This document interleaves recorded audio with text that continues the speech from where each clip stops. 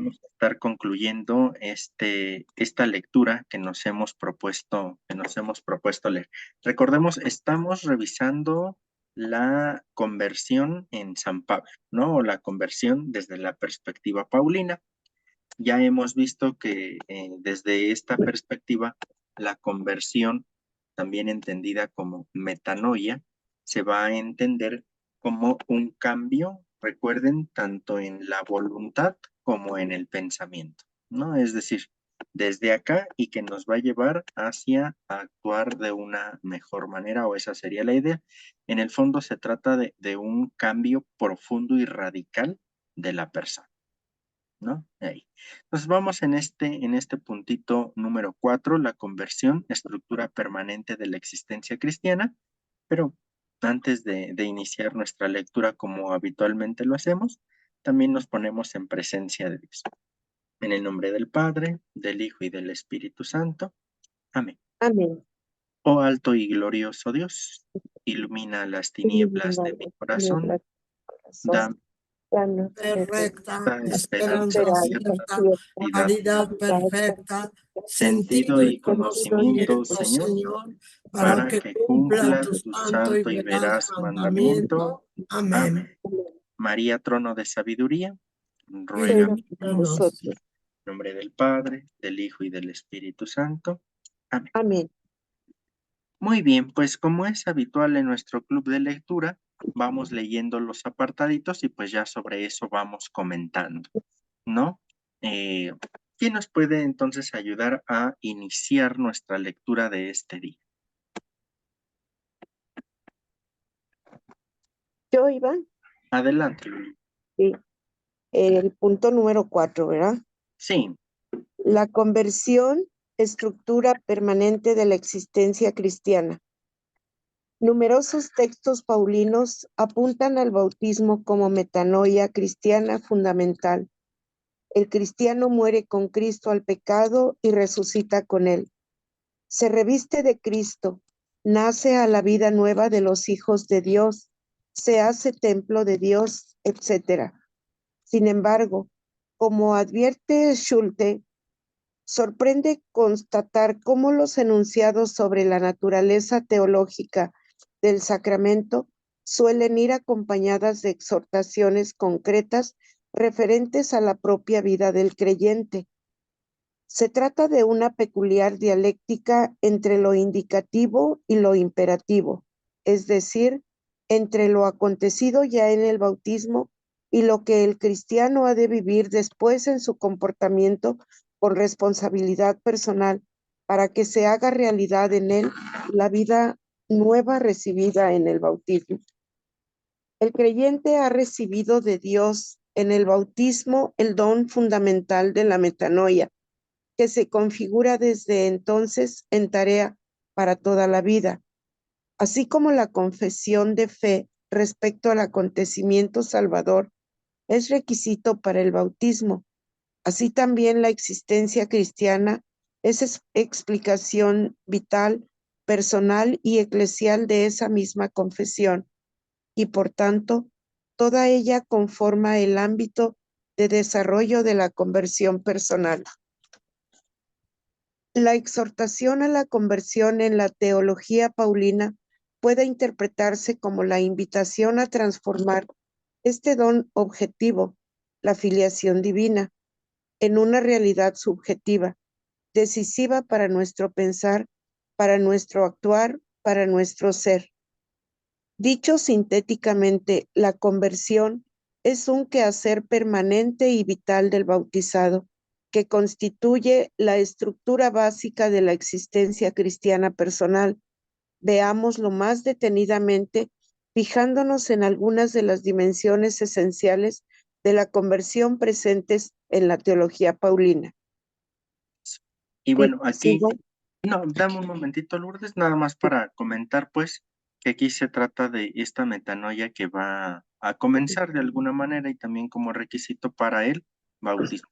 Y que además esto ya lo hemos abordado también, pero que se va haciendo como este proceso, ¿no? O sea, la conversión, decíamos, no acontece sin más de un día para otro y ya me convertí y se acabó.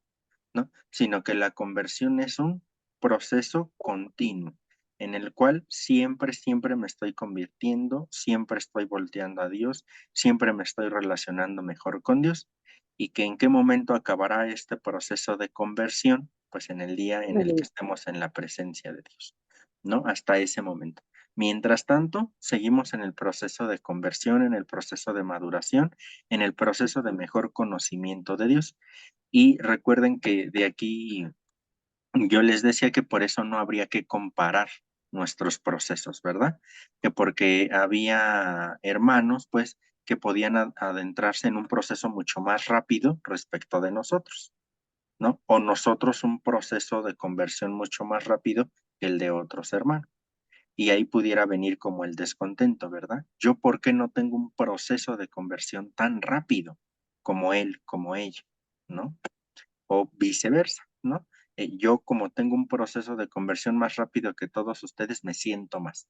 Entonces, de ahí la idea de entender que no se trata de competencias, que el proceso es personal, es propio y que no acabará pues hasta que estemos en la presencia de Dios, porque pues Él ya es la plenitud, ¿no? Y en ese sentido, pues bueno, ahí ya tendremos que decir que ya estaríamos completos, ¿no? Pero hasta ese momento. Como sea, vamos viendo estas dimensiones esenciales de la conversión presentes en la teología paulina.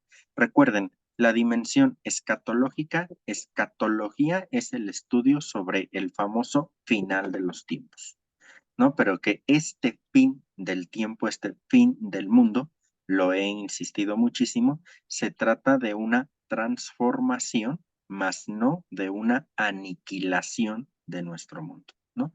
Una transformación. Y que de ahí hemos dicho o he dicho varias veces que el fin del mundo, y lo entrecomillo, debería de ser querido por los cristianos, porque el fin del mundo, y lo entrecomillo, ¿no? Es la transformación de este mundo o de nuestra realidad en algo mejor, puesto todo en Cristo, ¿no? Y que en esta idea de la escatología o del estudio del fin de los tiempos o del mundo del tiempo, como querramos decirlo, que nos quitemos las ideas de las películas, ¿no? Que de pronto ahí mal comunican más que bien comunican, al menos no es el fin del mundo que los cristianos esperamos, porque este fin del mundo es la recapitulación de todo en Cristo y una transformación de toda nuestra realidad, no la aniquilación, ¿no? No el desaparecer, sino una transformación. Nada más para recordar esta dimensión escatológica, entonces es lo venidero, lo futuro. Bien, ¿quién puede seguir leyendo entonces, por favor? Dimensión escatológica. Yo, hermano. Adelante, Vicky, por favor. Dimensión escatológica. El creyente ya ha sido juzgado en su bautismo, obteniendo una sentencia favorable de salvación frente a Satanás, el pecado y la muerte. Sin embargo, esa eficacia salvífica y transformadora en el cristiano está sujeta a una atención escatológica. El bautismo no debe entenderse como una acción de Dios, uno y trino, escatológica y definitiva, de forma que el bautizado pueda sentirse seguro de la posesión personal, plena y perfecta del Espíritu y de la filiación divina, en estado de total unión con Dios. Queda siempre la tensión escatológica entre el acontecimiento de la cruz, la resurrección y la venida del Espíritu bajo Poncio Pilato, y la parusía entre el bautismo y la muerte personal. La tensión permanente de la existencia cristiana en espera de la plenitud escatológica es escrita con vigor por San Pablo en diversos pasajes. Así pues, si habéis resucitado con Cristo, buscad las cosas de arriba, donde está Cristo sentado a la diestra de Dios. Aspirad a las cosas de arriba, no a las de la tierra, porque habéis muerto y vuestra vida está oculta con Cristo en Dios. Cuando aparezca Cristo, vuestra vida, entonces también vosotros apareceréis gloriosos con Él.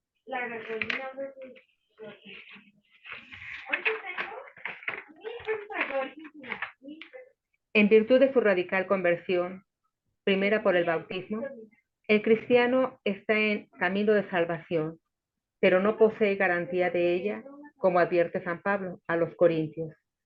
El que crea estar en pie, mire no, el que crea estar en pie, mire no caiga. En cierto sentido, el bautizado se encuentra en una situación de destierro. La existencia cristiana está impregnada por esa actitud de espera escatológica que proviene de la provisionalidad del bautismo, es decir, del ya ahora, pero todavía no, de la conversión cristiana personal. Quien ha abandonado el servicio a los ídolos y se ha puesto al servicio de Dios, vive en espera permanente la llegada definitiva de su Hijo Jesús, que ha de venir de los cielos. La entraña escatológica de la salvación cristiana le exige mantener la actitud de vigilancia propia de los hijos de la luz. De la dimensión escatológica de la salvación también deriva la urgencia en la tarea cristiana de conversión. Mirad, ahora es tiempo favorable, ahora el día de la salvación, porque el tiempo es breve. ¿Hasta aquí? Sí, nos detenemos un momentito, Vicky. Esta dimensión futura o provisional, fíjense, es importante esto. Fíjense, esta idea me gustaría que la reflexionáramos un poquito, ¿no? En virtud de su radical conversión primera por el bautismo, el cristiano está en camino. Esto es lo importante. En camino de salvación, pero no posee garantía de ella. Vamos a detenernos con calma aquí en esto. Está en camino de salvación. Nosotros bautizados ya estamos en camino de salvación, pero no poseemos la garantía de ella. ¿En qué sentido? Vamos a entender esto desde el sentido en cuanto que nosotros decimos que la salvación nos llega primeramente por el bautismo, ¿no? Porque es ahí donde se nos borran los pecados, el pecado original, etcétera, ¿no? Bueno, que esto lo hemos visto, tiene una reflexión mucho más profunda que solo decir esto, ¿no? Pero ahora para este propósito dejémoslo ahí, ¿no? Y porque es justamente el bautismo es quien nos apertura a los demás sacramentos. Y todos los sacramentos en su conjunto, comenzando por el bautismo, nos llevan a la salvación. Ahora, entendamos que el cristiano está en camino de salvación, ha sido llamado a salvarse, pero no por el solo hecho de estar bautizados nos vamos a salvar. A eso se refiere este punto, ¿no? No se refiere que no tengamos garantía en cuanto a quién sabe si pase o no pase, no, esa es una garantía. Lo que no tenemos como garantía es que solo por el hecho de estar bautizados nos vamos a salvar. Porque si tal fuera el caso, ¿cuántos delincuentes del crimen organizado se salvarían por el solo bautismo? ¿Me explico? ¿No? ¿Cuánta gente con una maldad propia y fuerte? Entonces no tendría sentido esto. Por eso es estamos en el proceso de conversión, en el proceso de salvación, pero no tenemos garantía en cuanto que no solo por el bautismo ya nos vamos a salvar. Por eso insistir en la idea, la salvación, la conversión es un proceso continuo. ¿Cuándo va a acabar? Pues cuando Dios nos llame a su presencia. Ya en ese momento comenzaremos otro proceso, ¿no? Pero mientras sería este momento de seguir de seguir. ¿Cómo les parece esta idea? ¿Cómo la ven? ¿Algún comentario? Pues yo creo que está muy claro, Iván. Yo creo que es bastante claro tener por cierto que no el hecho de ser bautizado, pues ya nos salva pues del pecado, la conversión. Tenemos que trabajar en ella cada día. Cada día podemos amanecer pensando, ya con lo que hice ayer, ya me libro de pecado, voy camino a mi salvación, pero cada día nos enfrentamos a circunstancias diferentes, por eso tenemos que tener bien fija la mente en el encuentro, el encontrar siempre, el caminar siempre de la mano de Dios, buscando siempre el encuentro con Jesús, saber que pues que esa sea nuestra eterna búsqueda hasta el día que seamos llamados a la presencia, a su presencia y pues allí rendir cuentas. Pero sí, definitivamente la conversión es un trabajo continuo, es constante y al que nos tenemos que enfrentar y el que tenemos que buscar cada día.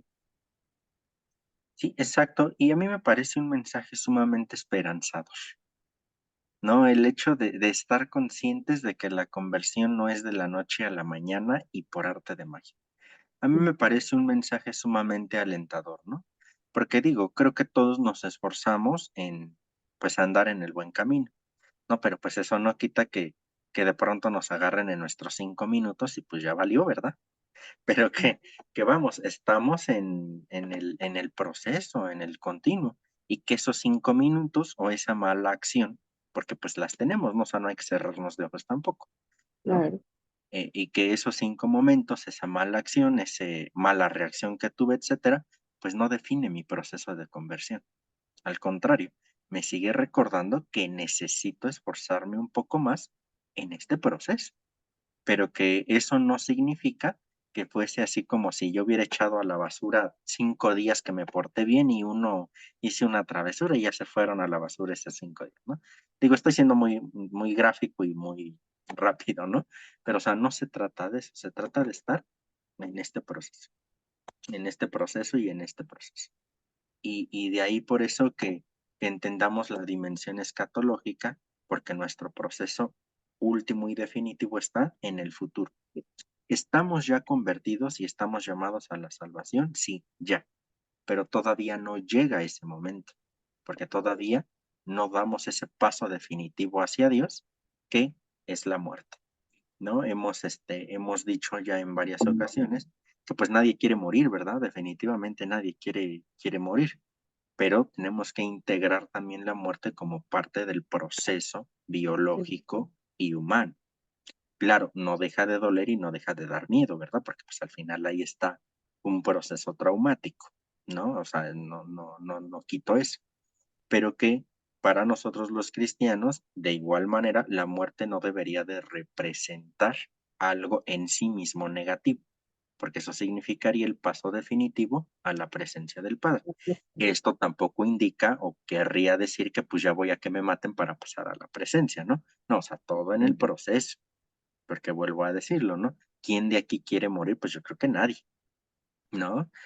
Que nos va a llegar tarde o temprano y sin avisarnos, pues ahí está, eso es cierto, ¿no? Pero que debería de ser esto. En el fondo, por eso, el cristianismo o el mensaje cristiano es un mensaje sumamente esperanzador, pienso yo, si lo vemos desde esta perspectiva. La muerte no es el fin último, es solo un paso, ¿no?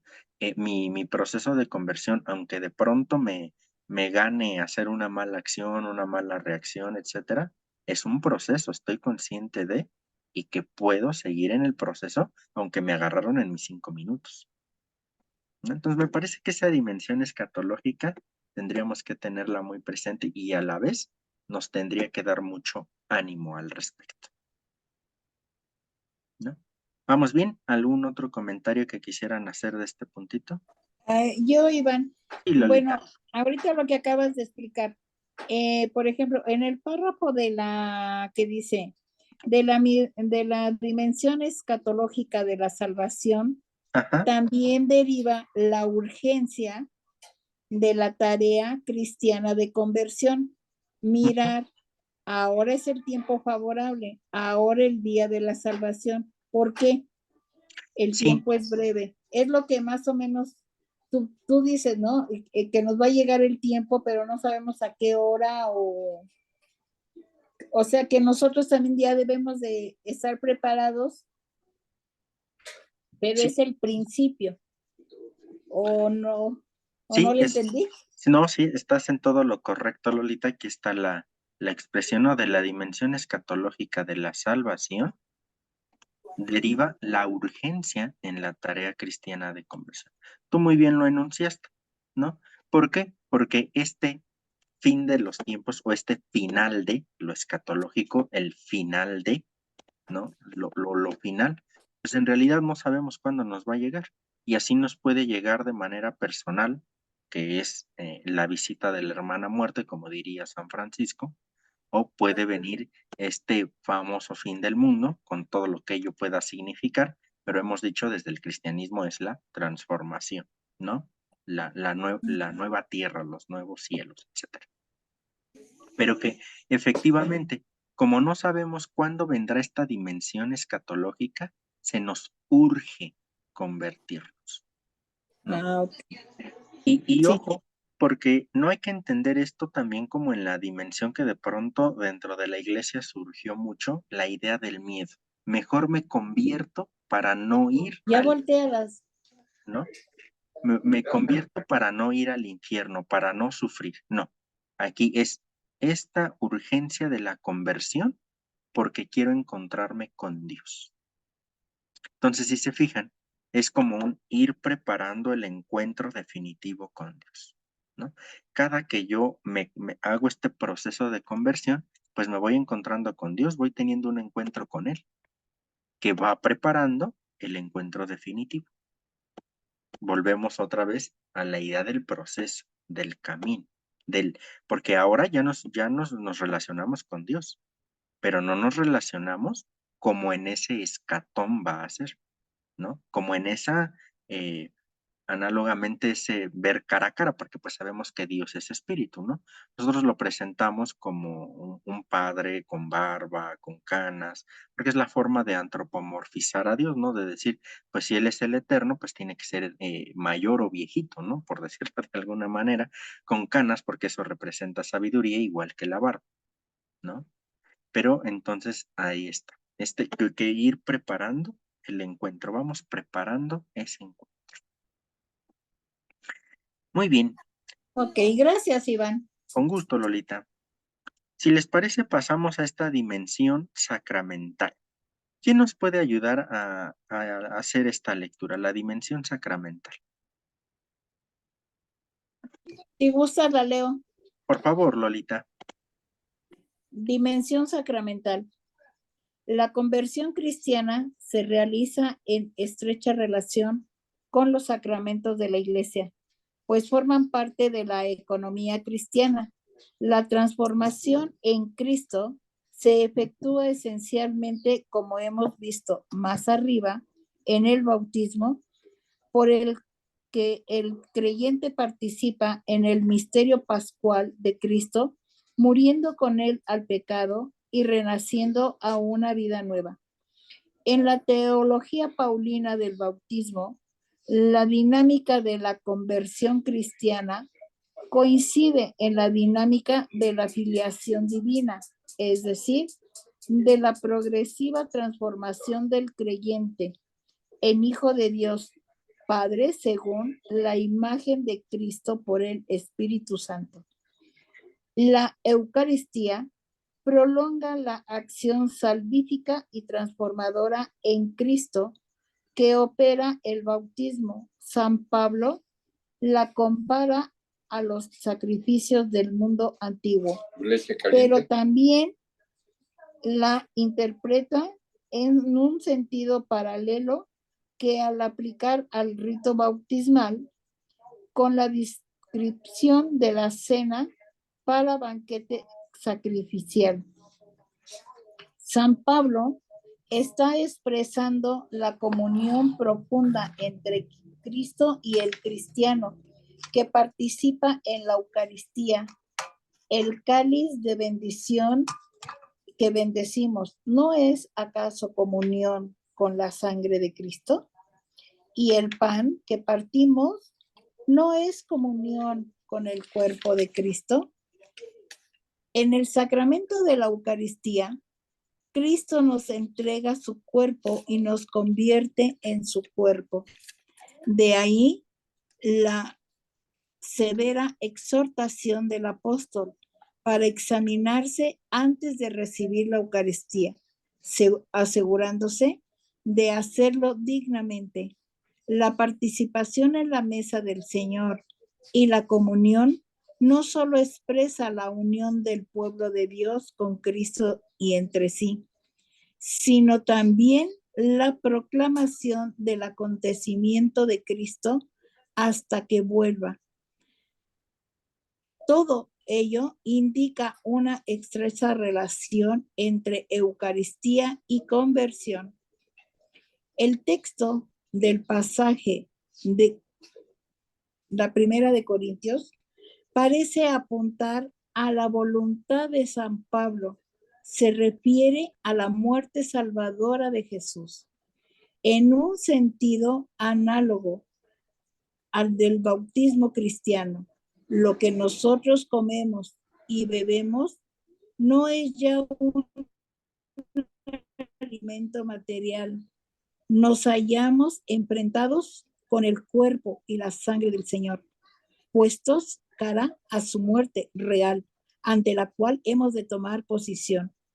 Si creemos y manifestamos con todo nuestro comportamiento que ella prepara la gloria y la venida del Señor, tenemos ya parte en la gloria. Si voluntariamente ignoramos la realidad de la fe, si comemos materialmente el contacto con la muerte del Señor, produce el efecto opuesto. Comemos y bebemos nuestra propia condenación para el último juicio. En la Eucaristía, el cristiano participa en la muerte y en la vida de Cristo resucitado. ¡Qué fuerte está esto! Me llegó mucho, me llegó mucho. Sí, es algo muy, muy interesante y aquí rescato esto, fíjense. En el sacramento de la Eucaristía, esta frase está genial. En el sacramento de la Eucaristía, Cristo nos entrega su cuerpo, pero no solo eso, nos convierte en su cuerpo. Una afirmación tremenda, tremenda, ¿no? Porque en ese sentido no es simplemente una acción de mí respecto del Señor. No solamente yo, perdón la expresión, así lo voy a decir, no solo yo me estoy comiendo al Señor, ¿no? No solo yo me estoy uniendo a Él sin más, sino que a su vez Él nos convierte en su cuerpo. Y aquí hay que entender esta idea del cuerpo. Recordemos, estamos con San Pablo y San Pablo habla mucho del cuerpo místico de Cristo o del cuerpo de Cristo, ¿no? Y recuerden que ahí va San Pablo a decir, ¿verdad? Unos son manos, otros son pies, o el cuerpo tiene manos, tiene pies, tiene cabeza, ¿no? Y cada uno de estos miembros hace una tarea específica. No todos podemos ser cabeza, no todos podemos ser mano, no todos podemos ser ojos, pero nos va incorporando al cuerpo de Cristo. Entonces, a mí me parece que esto es fundamental porque hemos dicho que la idea de fondo de la conversión es convertirnos en Cristo. Ojo con esto porque es la idea de conectarnos, unirnos a Cristo, ¿verdad? No convertirnos en el sentido de ser Él, sin más, ¿no? Sino de ser con Él.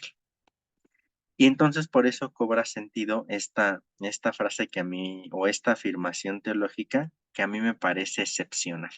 En el sacramento de la Eucaristía, Cristo nos entrega su cuerpo y nos convierte en su cuerpo. Y es por eso que después Pablo va a decir, ¿verdad? Aquel que coma indignamente el cuerpo del Señor y beba indignamente la sangre del Señor, es reo de condena o de muerte. ¿Por qué? Porque no podemos, Él no puede entregar su cuerpo y no nos puede convertir en su cuerpo si nosotros no estamos capacitados para ello. ¿Sale? No estamos en estas condiciones de hacerlo. Entonces sí, como dice Lolita, es algo muy fuerte y que llega y que pues pone a pensar, ¿no? Ojo también con esto porque esta idea de comer la propia condenación en el último juicio y todo esto, tampoco hay que radicalizarlo nuevamente en el sentido de, pues es que me enojé y entonces pues ya si comulgo me estoy condenando. No, o sea, El enojo es parte de la condición humana. Con eso no estoy diciendo que está bien enojarse, ¿verdad?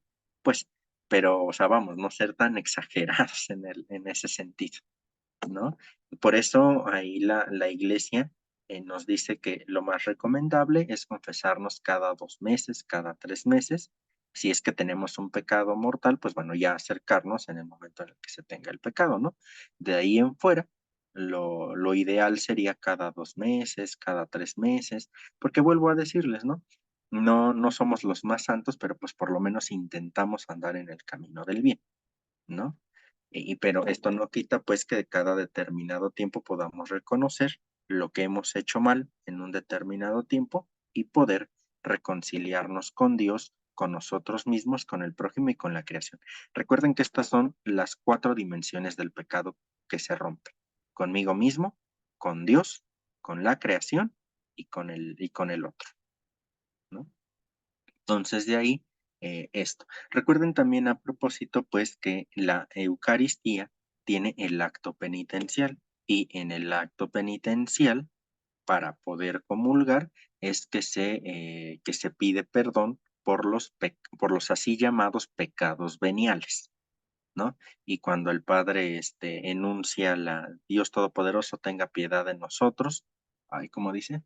Bueno, la oración final después del acto penitencial, ahí está haciendo este gesto de absolución de estos pecados no mortales,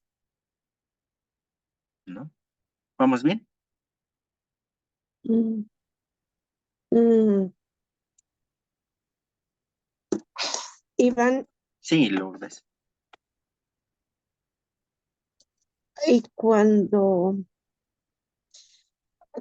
se tiene, vamos, en Huetama ahorita no hay sacerdotes. Se Ajá. fueron a una reunión de presbiterio y nos quedamos, toda la diócesis se quedó sin sacerdote. Si se tiene un pecado no venial, sino definitivamente se detiene el recibir a el cuerpo hasta la confesión o esa oración donde se pide perdón por los pecados nos salva y nos permite recibirlo.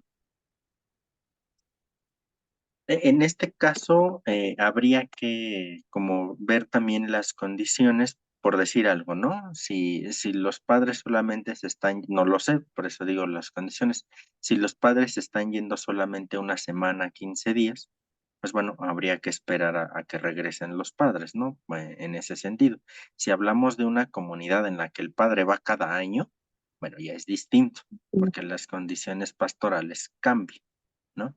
En todo caso, cuando alguien tenga la necesidad fuerte de comulgar y no esté preparado para el comulgar, siempre y cuando no tenga un pecado mortal, puede acercarse a comulgar con la recta intención de que en la primera ocasión se va a confesar, ¿sale? Bien, Pero digo, o sea, hablando de un pecado no mortal. no me Cuando hay pecado mortal, entonces ahí sí, hasta la confesión, que es lo que la doctrina oficial de la iglesia nos dice, ¿no? Esa es la enseñanza de la iglesia. Si es un pecado, pero no mortal, entonces uno hace el compromiso de en la primera ocasión que tenga, me confieso, pero ahora paso a comulgar y no hay problema, ¿no? Pero siempre y cuando cumpliendo o haciendo ese compromiso y cumpliéndolo, ¿no? Ya si hay pecado mortal, sí, ahí sí, lo más conveniente pues es buscar a un padre que me pueda confesar y yo poder acercarme a comulgar, ¿no? Por eso te digo, en este caso, si la ausencia de los padres es una semana, 15 días, habría que esperar, ¿no? Si es todo un año, más de un año, pues entonces ya ahí la situación pastoral cambia, ¿no? Recuerden que la iglesia tiene su normativa general, pero que esta normativa no siempre se aplica de la misma manera en todos lados porque no todas las circunstancias son las mismas, ¿no? Pero bueno, se tienen que tener normas generales, si no, pues cada quien jala para donde quiera y pueda, ¿no? Pero lo cierto es que estas normas generales En muchos casos se tienen que aplicar según el contexto específico. Muy bien. Gracias, Iván. Con mucho gusto. Bien, pasamos o seguimos con nuestra lectura. ¿Quién puede seguir? Dimensión eclesial. Si les parece, ya para que no nos alarguemos en esta lectura, hacemos, bueno, en esta propiamente, leemos ya todo lo que nos resta de esta lectura, ya son pocas páginas, y vamos haciendo los comentarios finales, para ya no alargar otro día esta lectura y que ya podamos iniciar con una nueva, ¿les parece? Entonces, ¿quién nos ayuda con la dimensión eclesial? Yo, Iván. Adelante, Lolita. Digo, No. Sol, perdón. Perdóname, Sol. Ay, cuidado. Dimensión eclesial. En los misterios del bautismo y de la Eucaristía se refleja la estructura trinitaria de la conversión cristiana por la íntima conexión que estos sacramentos tienen con el misterio pascual de Cristo, principio y motor de una nueva vida para el hombre. Pero, además, ambos sacramentos manifiestan la dimensión eclesial de la conversión cristiana. La metanoia primera del cristiano en el bautismo ha de seguir relacionándose en la historia de cada individuo. La misión esencial de la Iglesia consiste en llevar a plenitud esta acción salvadora de Dios a través de la palabra y de los sacramentos. Es la Iglesia quien celebra y actualiza en el hoy de la historia del misterio pascual de Cristo, pero además ella misma es una comunidad de conversión, la reunión de los hombres y mujeres en quienes se ha producido la conversión radical a Dios por el bautismo. Cada vez que acontece un bautismo, no solo tiene lugar la transformación del creyente y su incorporación a la iglesia, sino que acontece la misma iglesia que realiza su propia esencia. En este sentido, la Iglesia de Cristo comienza a existir a partir del acontecimiento fundamental de la conversión. Esta comunidad forma una unidad, un solo cuerpo y un solo espíritu, al tener un solo Señor, una sola fe, un solo bautismo, un solo Dios y Padre que está sobre todos, actúa por todos y está en todos. La conversión cristiana es eclesial en su preparación por su relación con la fe en Cristo, la cual depende de la escucha de la palabra suscitada por la proclamación del Evangelio por parte de la Iglesia. Pero, ¿cómo invocarán a aquel en quien no han creído? ¿Cómo creerán en aquel a quien no han oído? ¿Cómo irán sin que se les explique? ¿Y cómo predicarán si no son enviados? Como dice la Escritura. Cuán hermosos son los pies de los que anuncian el bien. Pero no todos obedecieron a la buena nueva, porque Isaías dice: Señor, ¿quién ha creído a nuestra predicación? Por tanto, la fe viene de la predicación y la predicación por la palabra de Cristo. De ahí la urgencia de la misión universal de predicar el Evangelio que ha recibido la Iglesia. Pero la conversión es eclesial también por su finalidad, que es la edificación de la Iglesia, cuerpo de Cristo. En efecto, la recepción del bautismo lleva consigo en el cristiano un compromiso de colaboración en la tarea de edificación del templo de la Iglesia. que ese templo se alce a las alturas hacia Dios, que el cuerpo de Cristo se desarrolle hasta alcanzar la edad adulta, el desarrollo que corresponde a la plenitud de Cristo. Todo eso depende de la disposición y capacidad de los cristianos, de su correspondencia a la gracia bautismal y a los dones y carismas que de ella derivan. Siempre, naturalmente, bajo la acción de Cristo, su cabeza, pero a la vez por su propia cooperación a la Iglesia de Cristo que se les ha comunicado.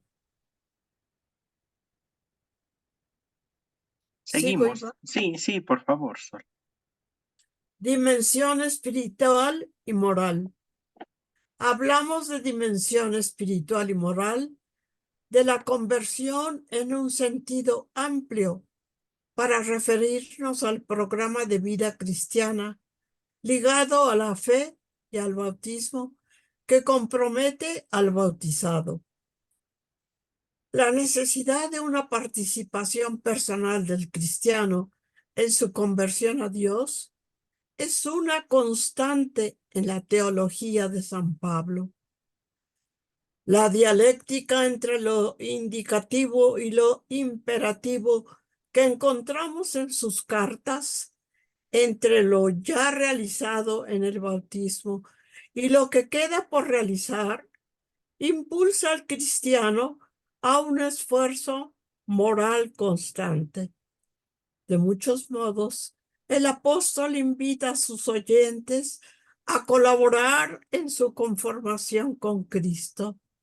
En el texto de Colosenses, considerando más arriba, les exhorta: vivid, pues según Cristo Jesús, el Señor, tal como le habéis recibido, enraizados y edificados en él, apoyados en la fe tal como se os enseñó, rebosando en acción de gracias.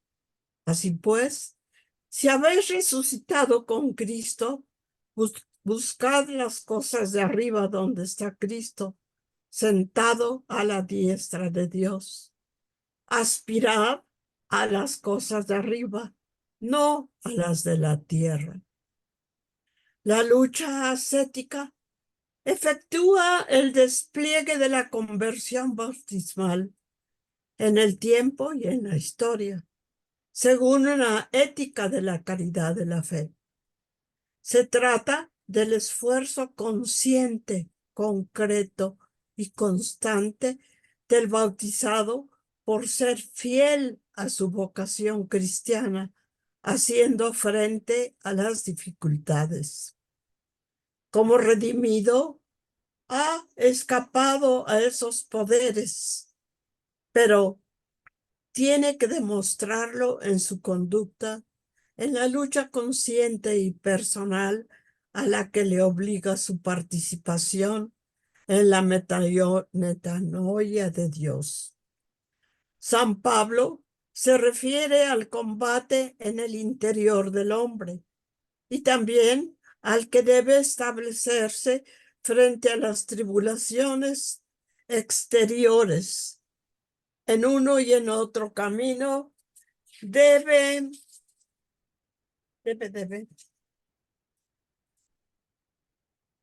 81. Debe mantener la esperanza de victoria que todo lo supera, confiando totalmente en el amor de Dios. ¿Quién nos separa del amor de Cristo? La tribulación, la angustia, la persecución, el hambre, la desnudez, los peligros, la espada. Como dice la Escritura, por su causa somos muertos todo el día, tratados como ovejas destinadas al matadero. Pero en todo esto salimos vencedores gracias a aquel que nos amó. La esperanza cristiana, basada en la seguridad de participación en el plan divino de salvación, pone al creyente por encima de limitaciones y peligros mediante una confianza exclusiva en Dios. La enseñanza de San Pablo está reforzada por su experiencia personal. El quehacer cristiano de conversión exige participar de los padecimientos y de la muerte de Cristo en favor de la edificación de la Iglesia, como prolongación de la participación en su muerte por el bautismo. En este contexto, debe entenderse el sentido de la mortificación cristiana. Por eso también el martirio es la expresión perfecta de conversión, la forma suprema de la existencia cristiana, al representar y completar lo que el bautismo inicia en el creyente. La conversión supone que el hombre cambia su servicio a los ídolos por el servicio a Dios. En la carta a los romanos, el apóstol especifica más la naturaleza de ese servicio y remarca su dimensión cultural. La vida cristiana entendida como un culto ofrecido a Dios, un sacrificio espiritual que desplaza los sacrificios cruentos de la antigua alianza. Junto a la dimensión ascética, la existencia cristiana reclama una componente mística en el sentido general de una personal experiencia de unión espiritual con Jesucristo, especial que es al mismo experiencia que es al mismo tiempo empeño creciente y don divino. Se trata de un proceso de identificación con Cristo para que éste se convierta de alguna manera en el sujeto de la propia existencia personal. Vivo, pero no yo, sino que Cristo vive en mí. San Pablo emplea con frecuencia la expresión estar en Cristo Jesús, a la que se añade la de Cristo está en nosotros, vosotros en mí. Como señala Benedicto XVI, esta compenetración mutua entre Cristo y el cristiano, característica de la enseñanza de San Pablo, completa su reflexión sobre la fe. Pues la fe, aunque nos une íntimamente a Cristo, subraya la distinción entre nosotros y Él. Pero según San Pablo, la vida del cristiano tiene también un componente que podríamos llamar místico, puesto que implica en asimismarnos en Cristo y Cristo en nosotros. Jesucristo es el punto focal de la experiencia cristiana del bautizado, experiencia vivida en la fe del Hijo de Dios que nos ha amado y se ha entregado a sí mismo por nosotros. Para San Pablo, Jesús no es un personaje del pasado. La relación del cristiano con él no es intrínseca ni conmemorativa, ni siquiera ejemplar. El Jesús de Pablo no está delante de nosotros, distinto a nosotros, sino que está dentro de nosotros, es parte viva de nosotros. Más aún, es impulsor de nuestra vida.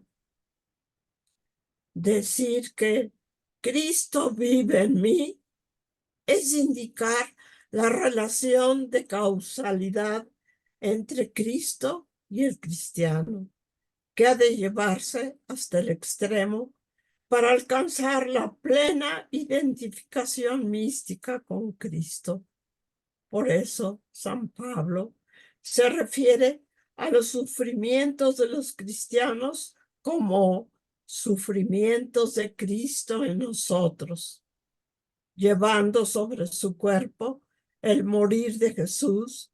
El cristiano manifiesta en su cuerpo la misma vida de Jesús. Eso. Y hasta aquí nos quedamos. Ya lo otro, pues es como un comentario a esto último, ¿no? Pero fíjense, estos dos últimos momentos que hemos visto. La conversión se hace desde, en y para la iglesia. La mediación eclesial de la conversión. No es que simplemente nos convirtamos solos, nos convertimos en la iglesia para la iglesia, para ser iglesia, para ser ese cuerpo. Y en el segundo punto, aunque habla más de este proceso interior, ahí también Pablo nos dice, ¿no? Estas luchas o estos combates que se hacen en el interior, pero también en el exterior. Se trata, por tanto, de una conversión total, integral, que no se trata solamente de una parte de nosotros, de una dimensión de nuestro yo, sino de todo lo que nosotros somos. Porque solo es de esa manera conforme podemos ser el cuerpo de Cristo. Recuerden que esa es una de las grandes formas de entender a la Iglesia por parte del Vaticano II, como cuerpo místico de Cristo, ¿sale?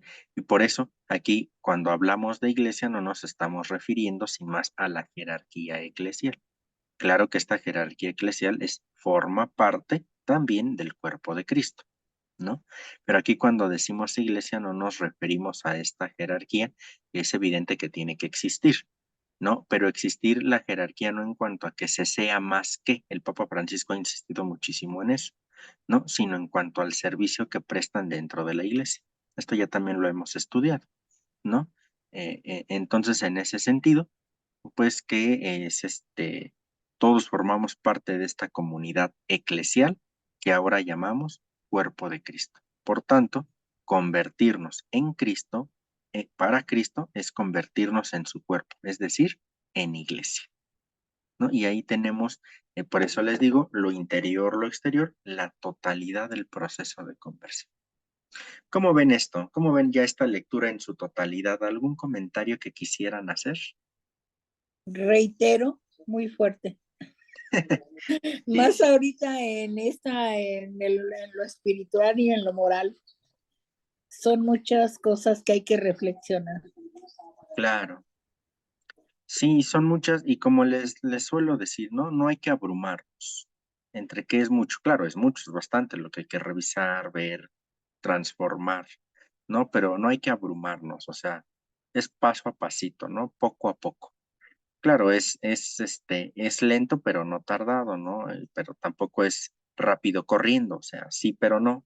O sea, a nuestro ritmo, a nuestro proceso, pero que se vaya viendo ese proceso continuo, ¿no? Muy bien.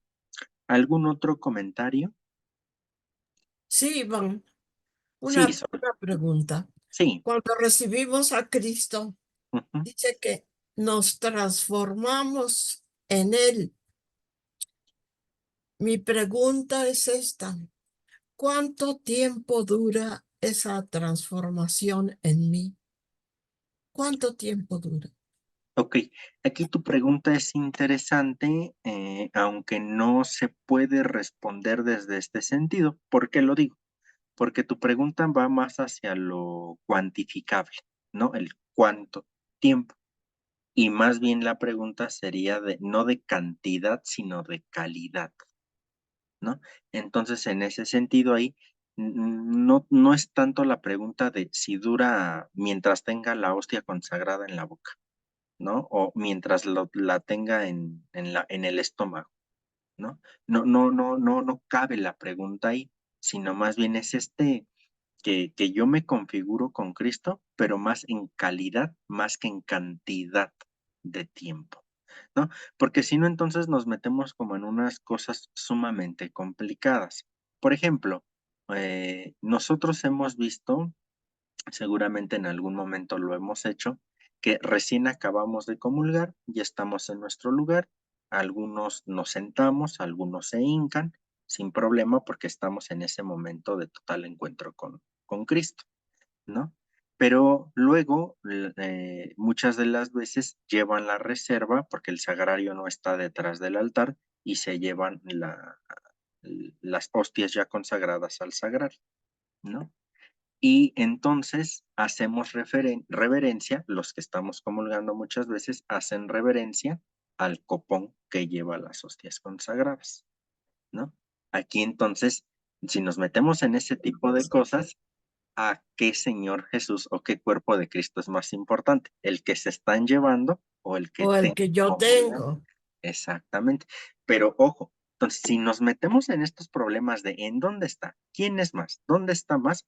Entonces como que nos empezamos a generar problemas en la cabeza, ¿no? No, si en ese momento tú estás comulgando, pasaste a comulgar y estás en tu momento de oración, qué bueno y qué padre que lleven al Santísimo a su lugar de reserva. Tú estás en tu momento de oración, en ti, en ese momento, ¿no? Porque si no estoy más preocupado en qué momento van a llevar el cupón al sagrario que en lo que yo me estoy relacionando con Dios mientras tengo al Señor Jesús comiéndolo, ¿no? Entonces no hay que generarnos como ese tipo de problemas, aunque muy interesante tu pregunta, ¿no? Son justamente para esto, para entender que no es cuantificable el tiempo que está el Señor Jesús, porque fíjense, esta es una pregunta que ya desde la Edad Media estuvo. Por ahí se preguntaron, ¿y si un ratoncito se come el cuerpo del Señor Jesús, está comulgando el ratón? O sea, es una pregunta real que hicieron la escolástica, ¿no? Y entonces ahí ya empieza la cuestión, ¿no? Si la hostia está siendo consumida para algo que no es el fin de comulgar con el Señor, ahí ya no está el Señor. Pero mientras se coma para comulgar con Él, ahí está el Señor. Entonces, ya todos estos tipos de cuestionamientos, aunque son interesantes y hay que darles respuesta, pues ya empiezan ahí como ir no tanto a lo central, ¿no? Pero sin duda hay que preguntar y hay que responder. Entonces, por eso te digo, Sol, que más de que dura 15 minutos, media hora, etcétera, más bien es la duración en cuanto a la calidad de cuánto te está transformando. Porque bien pudiéramos decir, por decir algo solamente, dura 15 minutos el Señor en ti, ¿no? Pero si después vienes o salimos de misa y empezamos a golpear, a pegar, pues entonces qué chiste, ¿no? Digo, estoy exagerando, pues, ¿no? Pero entonces es este proceso de permanecer en mí. En ese sentido, la presencia de Cristo, incluso después de comulgar, no desaparece de mí, permanece, aunque el cuerpo de Cristo ya no esté en mí, permanece, porque es esa presencia, y particularmente aquí, de Cristo en mí, ¿no? Y esa permanece aunque la hostia ya no esté. Recuerden que la hostia consagrada es un signo sensible de una realidad trascendente. Recuerden, ya veíamos también a Leonardo Bob, que nos hablaba mucho de esto, que es el objeto sensible, pero de una realidad trascendente, ¿no? Entonces, en ese sentido, pues por ahí también tendríamos que responder o te podría responder. Sor. Sí, muy bien, muy bien. Muchísimas gracias, Iván. Con mucho gusto, Sol. ¿Alguna otra pregunta, algún otro comentario de esta lectura?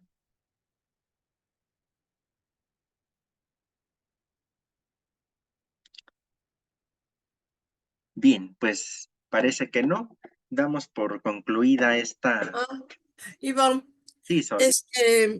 dice también por aquí que debemos participar en los padecimientos de Cristo. Eso yo pienso que lo podemos hacer rezando el Santo Rosario, que estamos gozosos, dolorosos, etcétera. Estamos recorriendo con Cristo sus gozos, sus dolores y todo. Eso también lo podemos aplicar así, ¿verdad? Sí, claro. Cuando hablamos aquí del sufrimiento de Cristo, es que la cosa es que de pronto nos concentramos en la sola idea sufrimiento. Y entonces todo lo que yo sufra viene para este caso. Pero no hay que olvidar, todo el sufrimiento de Cristo que tuvo en la cruz o en el proceso de cruz fue a consecuencia del anuncio del reino de Dios.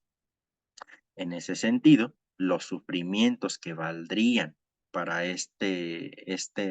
seguir en el sufrimiento de Cristo, pues tendrían que ser sufrimientos que nacen del anuncio del reino de Dios.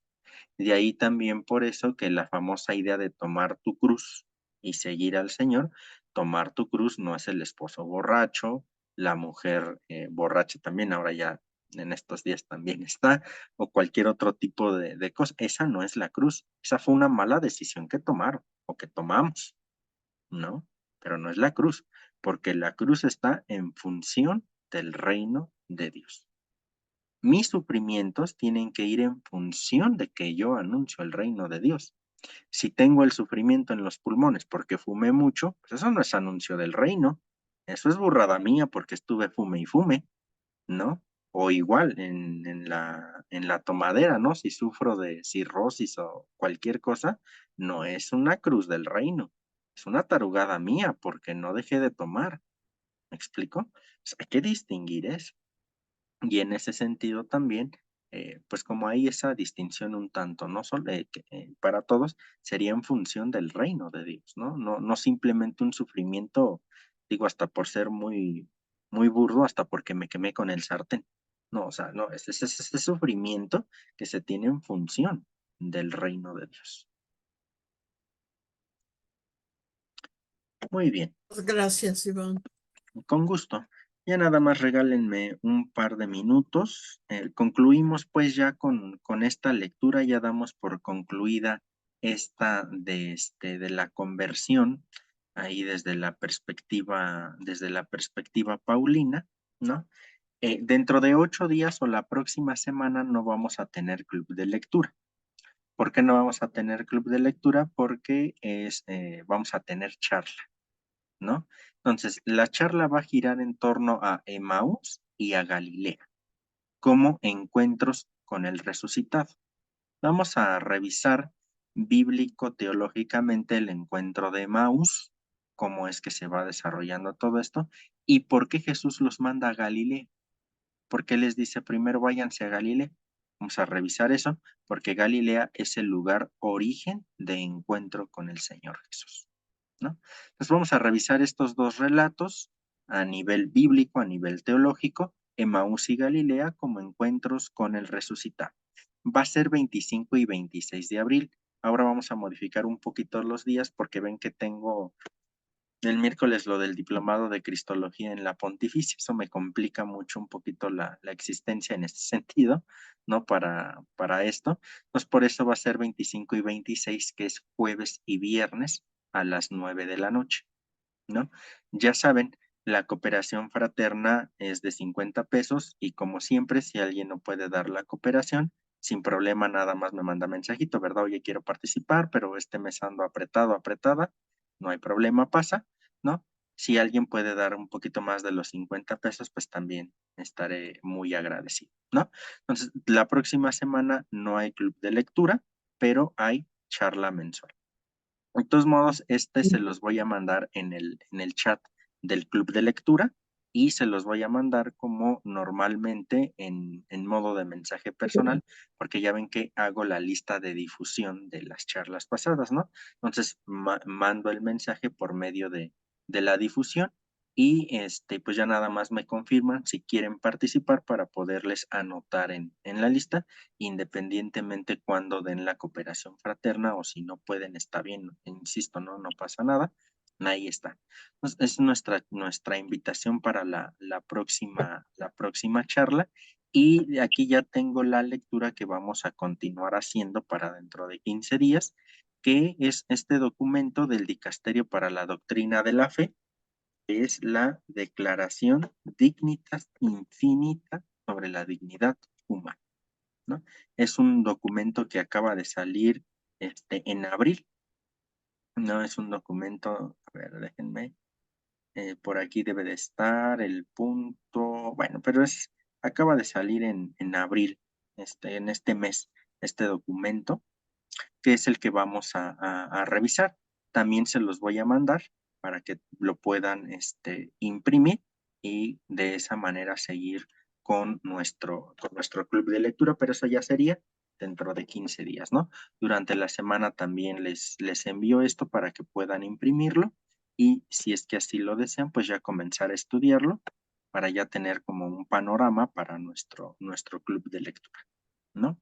Entonces, así quedamos, ¿les parece? Muy bien, Muy bien. perfectísimo. Pues si no hay más, yo creo que podemos dejar hasta aquí nuestro